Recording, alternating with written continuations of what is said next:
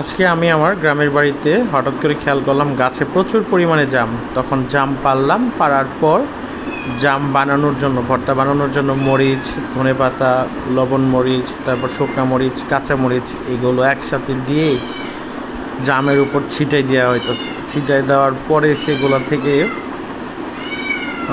ভালো করে মিশিয়ে তারপর এখান থেকে জামের ভর্তা প্রস্তুত করা হবে। এদিকে আমার সব বাচ্চা কাচ্চারা বসে অপেক্ষা করতেছে যে কখন জাম ভর্তা তৈরি হবে, খাবে। এই একটা বিষয়, মানে কি বলবো, যে মনে হচ্ছে কোনো একটা পিকনিক হচ্ছে এরকম একটা অবস্থা। তো ছোটো বোনকে বললাম যে তুমি শুকনো মরিচগুলো পুড়ে ভালো করে এটা একসাথে মিশায়া তারপর ভালো করে লবণ, মরিচ, চিনি, লেবু পাতা, ধনে পাতা এগুলো একসাথে দিয়ে তারপর এগুলো ভালো করে ভর্তা করতে হবে।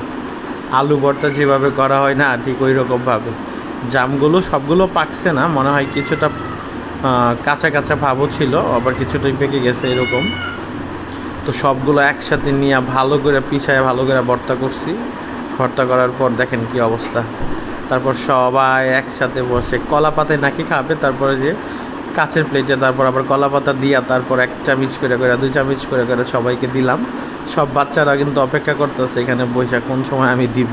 তো ভাবলাম যে ভিডিওটা করে আপনাদেরকে সবাইকে দেখাই।